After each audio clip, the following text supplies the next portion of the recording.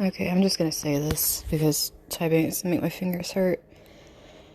Okay, we go through healing a bunch of stuff, right? And if we aren't somewhere where we're comfortable and we're trying to heal something, we're basically creating another environment in which we have this almost trauma bond to the environment because we're bringing fear from the past into that environment where we already don't feel safe. So it's creating another domino effect where we later are going to have to go somewhere else that is actually safe to undo the previous environmental triggers that we had trying to heal the trauma in those places because new trauma was born in those places. So that's why it kind of frustrates me when everyone's always saying you can only grow when you're uncomfortable. It's actually because you can't actually heal if you're constantly uncomfortable. If you're constantly looking towards the next thing, if you're constantly looking towards running towards something, you can't sit and be still and be calm in yourself if you can't be comfortable in yourself and then look at some of the things that make you uncomfortable. You have to somehow ground and be comfortable in order to look at uncomfortable things. If you're looking at something while you're uncomfortable, you're gonna freak the fuck out, maybe pass out, have a panic attack. It's we aren't wired to overstimulate ourselves to a point where we shut down, and that's why most of society now has just shut down, because that's what we've been taught, is just to keep doing that. Anyways, what I was saying is basically in the spiritual community, there's a lot of people that are telling people go out, be uncomfortable, do the uncomfortable thing, while they might even be taking their advice, but they are not growing because they're constantly freaked out and they're overstimulated. You cannot find safety in yourself if you're constantly crawling inside out, like with the feelings of not feeling safe in your own body. It makes you want to escape. It makes you want to dive into addictions you have, so that way you don't have to deal with things, whether that's shopping, smoking, eating, whatever, drugs. It can be so many things, but the main thing is we run to these things because everywhere you look, you're being told if you're uncomfortable, that means you're doing the right thing. You have to be comfortable sometimes. You literally have to be comfortable. You have to rest. You have to take the time for self-care. How the fuck are you doing self-love and self-care if you're constantly uncomfortable? Like, I feel like people keep missing the aspect of balance. Everything needs balance so bad, and it's like people hyper focus on something, and it's like it all has to be this thing, when in reality what it needs to be is a balance of, okay, I've been sitting and being comfortable for quite a while now, I'll try something different. Bring that in. Don't let it push you off the edge. Kind of bring to the edge somewhat. Learn more about yourself and then calm that down to where it becomes a comfortable aspect of yourself. And that's how you move forward, because, that's how inner child healing's done. You can't just go grab your inner child and yank it by the arm like you were yanked as a kid. I'm putting myself there. But you can't just be like yanked around and tell your inner child, hey, this is how it is now. Get over yourself. Like, it's basically doing the same thing to yourself that was done to you. So, if you want to create a space where there is change, you need to create a space where, one, you feel safe and comfortable, and then where you feel you have freedom, even if it's a very tiny space.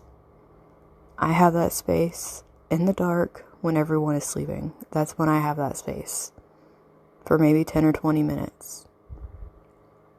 and it's very personal to me. And I've told you guys my process with that. But at the same time, I know that when I'm in that space, I also have the fear of someone intruding on my space because it's that sacred to me. We need to have a thing like that where it's like, this is very sacred to me. If we don't have a space that we can feel that tangibly is sacred to us, then we're not going to have a place where we can actually freely allow ourselves to open up to things, including ourselves. Because there's always going to be a veil, a lie, there's always going to be something that's keeping us from going that deep. It takes me being blindfolded in the dark with music in my ears to where I can't hear anything and completely imagining a different world in order for me to get to a place where I'm comfortable.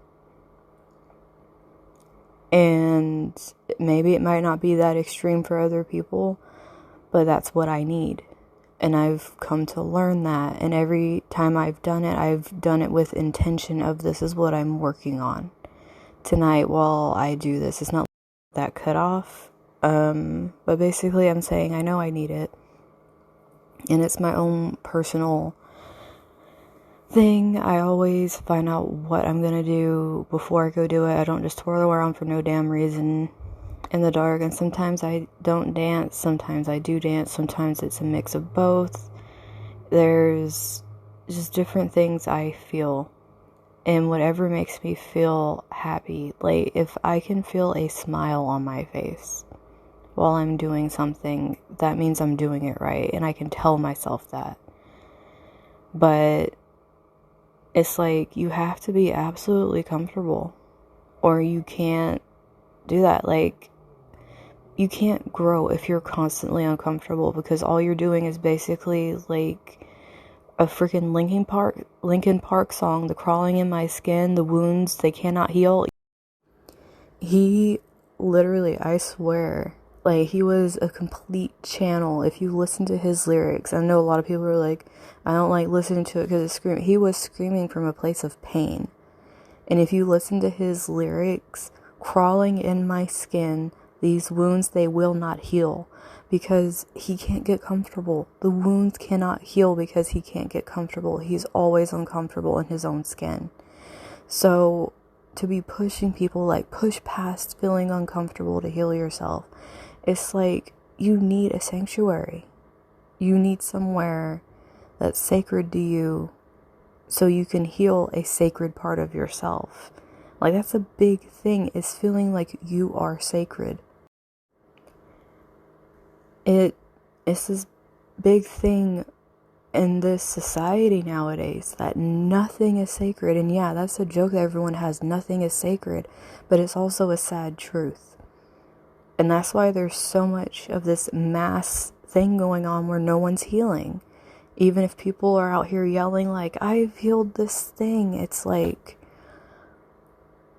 well, then why isn't it something that you're proud of to yourself? It's like we all need these accolades, we need trophies, we need this acceptance speech, and it's like some of the biggest victories you can have are ones you're probably not going to be able to share because you're going to look fucking nuts. Now, I'm not saying that there aren't certain people that literally come here to be vessels. They come here to share their growth, the way they grow, the way they heal, because others need it. But when you have a freaking flock of parrots saying the same exact thing one after another, and to the point that it's trending, and yes, I'm calling out social media right now. If you have so many people parroting the same thing over and over, these people aren't doing the thing. They're saying it because they want to be seen. It's not healing. Some of us most of us, probably all of us, need to feel. The society we're in does not like feeling. It likes the ideation or idolizing this concept of feeling, but it doesn't like feeling. It likes being robotic. It likes being very AI, to where it's like a simulation, and everyone's always talking about the fucking Matrix. Whatever, okay? How about we throw some of these words away and actually get down to the core of the fact that we want to project so much to the external and saying we need to break out of this thing, when in reality it's like you need to look at yourself. People are creating so many things right now just to fight about it. Just so there's something to argue about, just so there's something outside of themselves so they don't have to look at themselves, someone else's problems, someone else's this, someone else's that. The fucking moon not being real. I'm pretty sure you guys heard about that chick. You know, to each their own, whatever. Believe what you're gonna believe. But at the same time, think about what you're doing. That's the whole thing. A lot of people sit here and say they think about what they're doing, but I don't think any of them even know how to reflect on themselves.